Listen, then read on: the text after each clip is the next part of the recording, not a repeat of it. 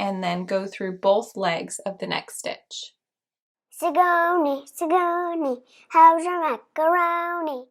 Hey guys, welcome back to part 2 of the Cheaters Gingham blanket cowl. I'm so excited to release part 2 today, and I hope you're ready to hop right in and get started.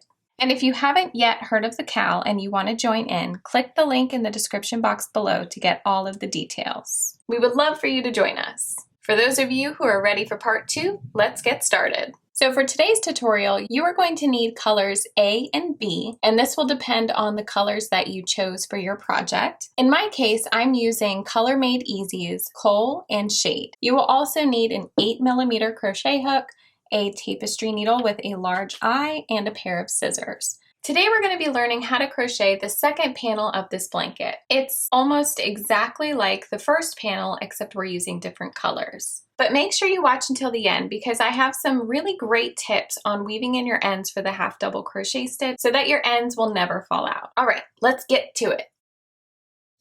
We are going to start today's panel off with Shade, which is color A. So that is the main color that you chose for your blanket. And what we're going to do is chain 14. Now half double crochet into the third chain from your hook, yarn over, pull up a loop, yarn over, pull through all 3 loops. And now we're going to half double crochet into each chain across.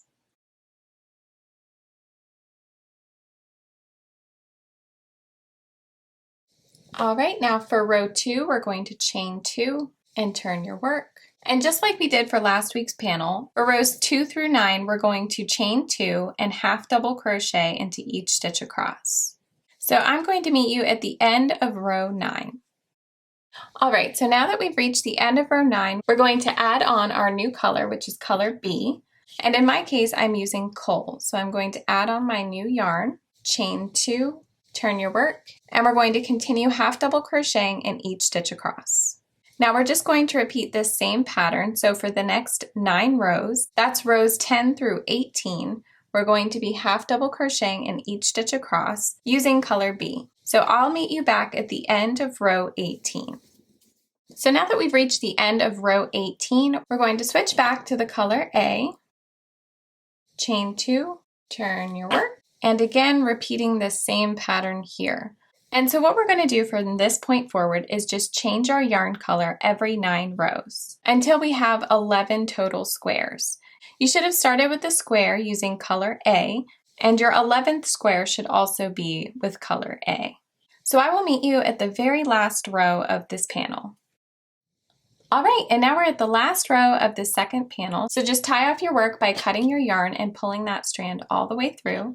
And then let's take a look. So this is what your panel should look like. You should have 11 total squares, and they should alternate with color A and color B, ending on a color A. So after you've completed this panel, go ahead and make 4 more panels just like this. So you should have 5 total. And when you're finished, don't forget to weave in all of those ends because I promise it'll be better to weave them in now versus later. All right, so earlier I told you that I had some neat little tricks to help you weave in your ends. So if you've been procrastinating, this one is for you. There are a few different ways that you can do this. So let me go ahead and show you a few. I'm going to start with this one here, and I'm going to thread my needle. And it really depends, these 2 different ways that I'm going to show you depends on where your strand is in your work.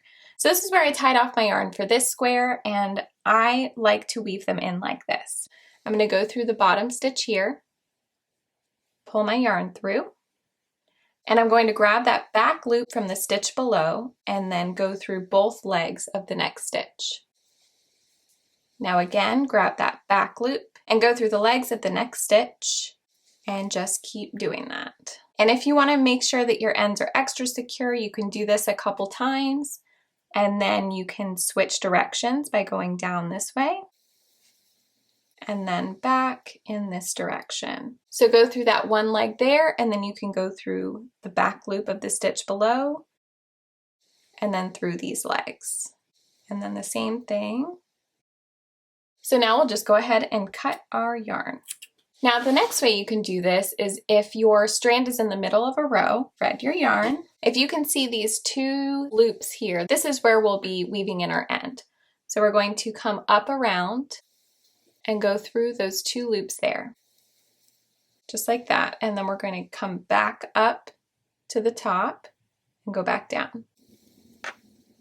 And the same thing, so we're basically just whip stitching through. And the great thing about weaving in your ends this way is you can't even see where your end is. So I just go in the same direction a couple times down the row. And again, it's not coming out at all. So go ahead and snip your yarn. And if you want to make sure things are extra secure, you can do the same thing that we did before and just weave your end in a little bit this way, go up, and then just go back around. All right, so that is it for my magic trick on weaving in your half double crochet ends. If you have any questions about this panel or the cal in general, go ahead and leave them in the description box below, and I will get back to you as soon as I can. If you're enjoying this cal so far, go ahead and give this video a thumbs up and subscribe so you don't miss the next video. I'll see you in week 3 when we're ready to join our panels. I hope you're excited. I'll see you next week.